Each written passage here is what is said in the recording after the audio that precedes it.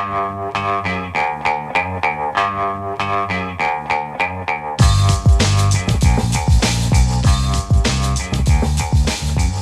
Lehrer on WNYC. Now we'll look at one solution to the child care affordability crisis that might seem obvious to people living outside the United States in many cases. Pay grandparents. What? Yes, pay grandparents. Marina Lopez, author of Please Yell at My Kids, a guide for Americans seeking to learn from parenting cultures around the world, has a new piece in The Atlantic that suggests that Americans looking for affordable, high-quality childcare should consider paying their parents to watch their kids, using Singapore as an example where this model is not only successful but extremely popular. Marina joins us now to make her case and maybe take some of your stories or questions. Marina, thanks for coming on for this. Welcome to WNYC. Thank you so much for having me on, Brian. And listeners, we can open up the phones for you right away. Do you already have any form of this kind of arrangement in your family? Do you pay grandparents to watch your kids? Or are you a grandparent who receives a stipend from your adult child in exchange for childcare? 212-433-WNYC, 212-433-9692. What are the terms and conditions of your agreement? If you want to shout them out at all, how much you're paying or are you paid? How often? What kind of caretaking is involved? 212-433-9692. And Marina, I guess we should say what a lot of people are probably thinking first. Well, this would depend at very least on the relative financial status of the grandparents compared to the parents, right? In Singapore, that's actually not the case. So I'm a foreign correspondent. I moved to Singapore in 2021, and I have two young kids. And I would go pick my kids up at school pickup, and I noticed something was off. I was the only mom surrounded by grandparents. These grandparents were showing up at ballet, they were showing up at soccer. And I learned that grandparenting is a very serious job in Singapore, so serious that it's often underwritten with a financial allowance. Most Singaporean adults give their parents a monthly allowance of around 10% of their income. It doesn't matter what financial situation they're in, and it doesn't really matter what financial situation the grandparents are in. Of course, if they need more money and the children are able to help, they will give more money.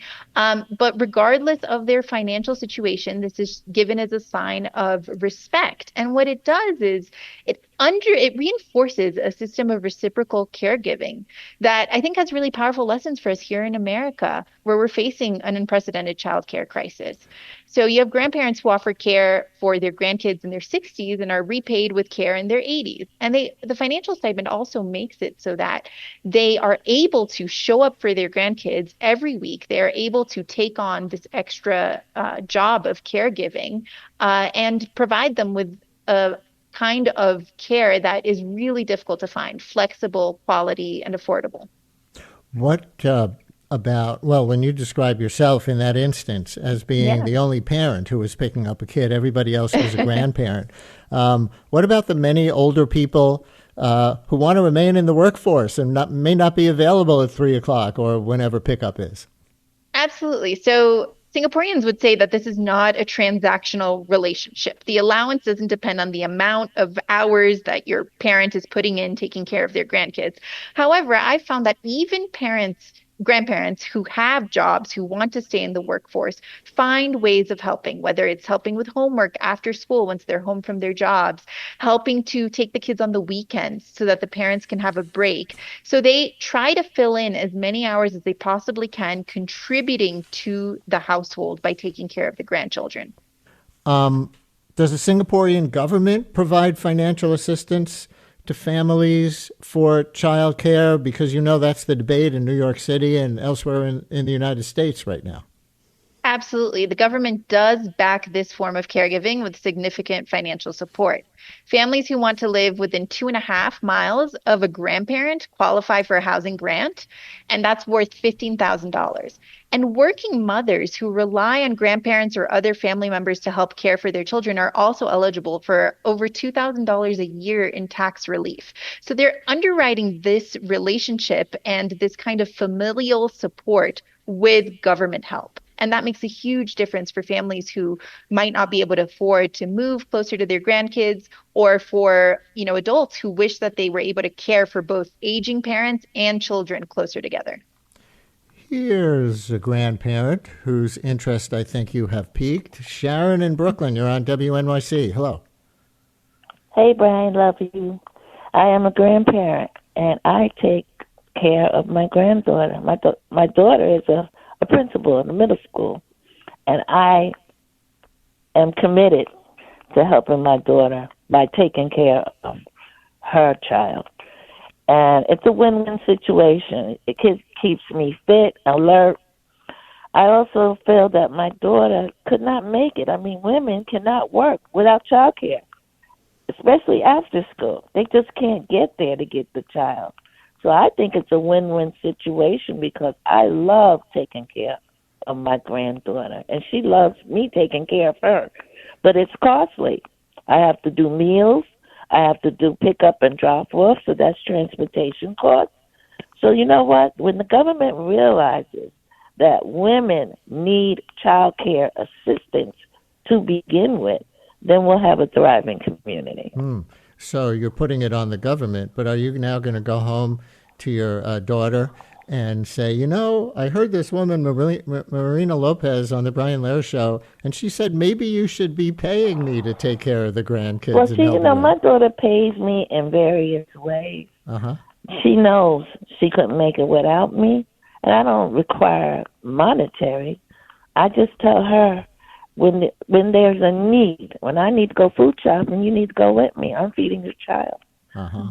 Okay, she takes care of me, and I take care of her. I don't think it's about the money, Brian. It's about a legacy of care that we need in our children. That it's falling by the wayside, and we're paying for it. The guns, the violence, the kids are running wild after school. They need somewhere to soft land. Very eloquent, Sharon. Thank you very much. Marina, what are you thinking listening to that call? That's a beautiful sentiment, Sharon, and I think a lot of people in Singapore would echo that as well. It is about the legacy. And what we find is exactly what you said. The benefits here are they ripple out throughout the family. So of course, parents get, reliable, flexible, affordable childcare. Children get love and a closer bond with their grandparents who they might not see as often. And as you mentioned, grandparents are able to stay fit, use their minds, stay active, and of course, get to know their grandchildren. Now, if you're not comfortable with, a monthly direct deposit in your bank account, if that feels like too much of a financial transaction in a relationship that's, supposed to be more about love, I completely recommend what Sharon said, creating a system where you can ask for help when you need it, whether that's asking for your daughter to accompany you to a medical appointment, asking for help with major purchases. I've seen people in Singapore do this as well. Asking to go along on vacation, asking your kids to pay for your vacation to go along with them. Things like that can make a difference. Now, I have seen financial stipends in the way that it is done in Singapore work really well for families where grandparents don't live close, but wish they did. I interview a family in my article in Seattle. Their mother was living in Kentucky and wanted to live close to the family, but just couldn't afford housing prices in Seattle. So they decided that $1,000 a month was a stipend that would help facilitate that move and help support the grandparents while they did childcare. The other thing that I just want to mention is that we are already paying other people a lot of money to care for our children. Half of American families pay 20% of their income to childcare. And that's when they can find spots available, when they can find quality childcare to send their kids to. So if you are one of those families, instead of spending 20% of your income to send your child to a childcare that might be overcrowded or not even have availability, giving some of that money to a family member is a great way to ensure that they are taken care of and that your child is receiving the best quality care. Of course, this doesn't work for all families, but it is a solution that I think is worth considering here in the U.S. Another grandparent calling in, Cheryl in Pittstown in Jersey. You're on WNYC. Hi, Cheryl. Hi, Brian. Long time, first time. Thanks for taking my call. Glad you're on.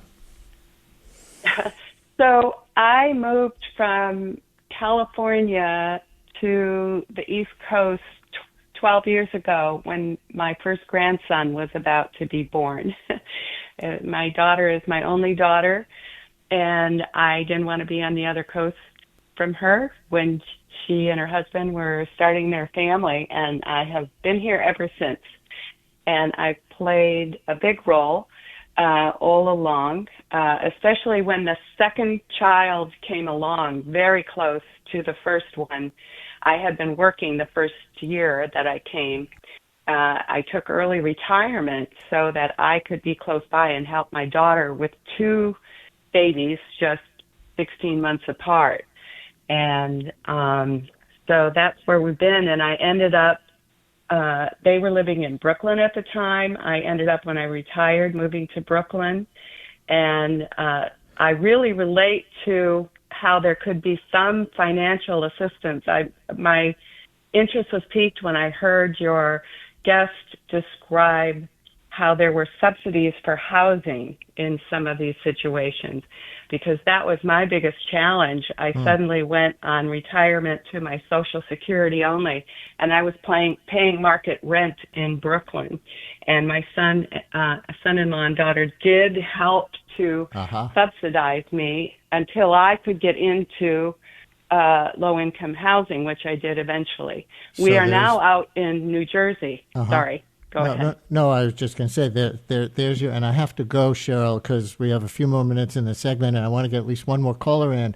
But of course, but it's a wonderful story of again, I guess kind of like the first caller's story, Marina, that it's kind of different for every family, right? So there was a particular financial arrangement helping her with housing until she was able to get her own feet on the ground. This grandma who moved across country to be with her daughter and grandchild.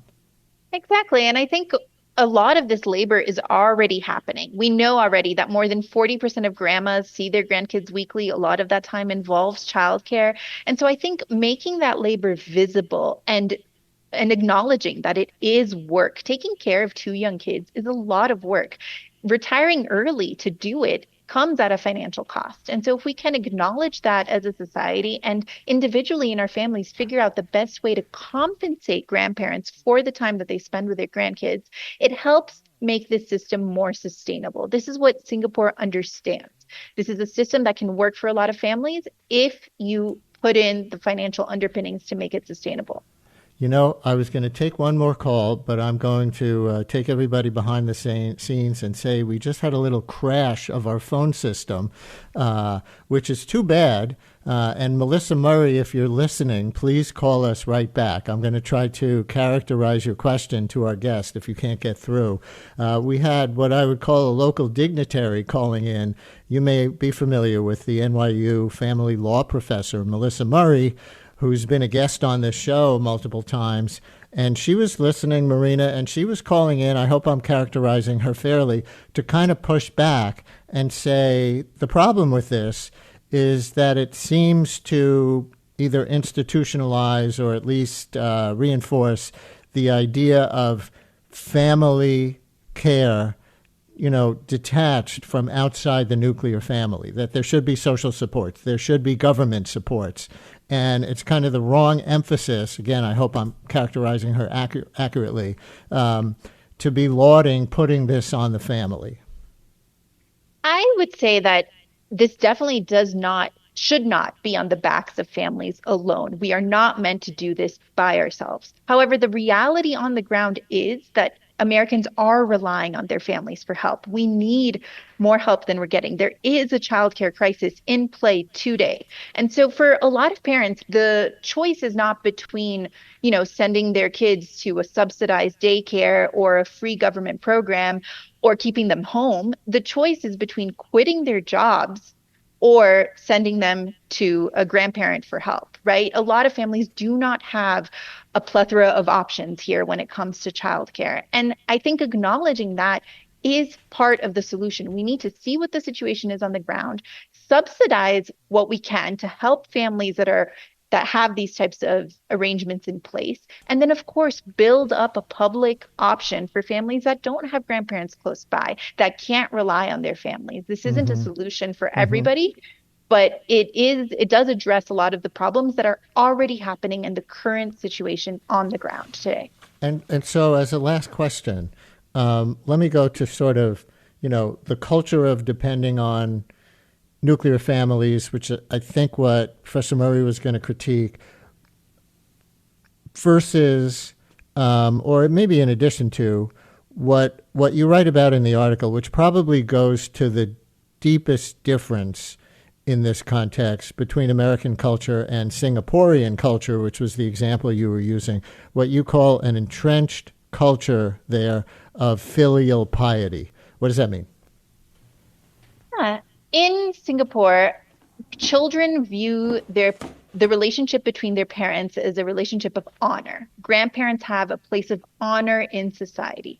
Part of the way that you honor their role is through these financial allowances. You are showing your gratitude for the people that raised you by making sure that they're provided for financially, making sure that they also get to go on vacation, making sure that they can afford their appliances, etc. This is something that is so entrenched in Singaporean culture that it is nearly universal there. So many grandparents get these allowances. Of course, in the US, one of the things that I love about American culture is our emphasis on individualism and independence. And I think that can work really well until you have children. We see that the system of depending solely on the nuclear family for support once you have kids is not working. Parents are burnt out. They are cash strapped. They are having fewer children. And so if you want to create an environment where you are supporting parents, part of that is going to require a change in culture so that parents can also feel like they can rely on their extended families, in addition, as I mentioned, to government support. Turning to your extended family for help is not an admission of failure.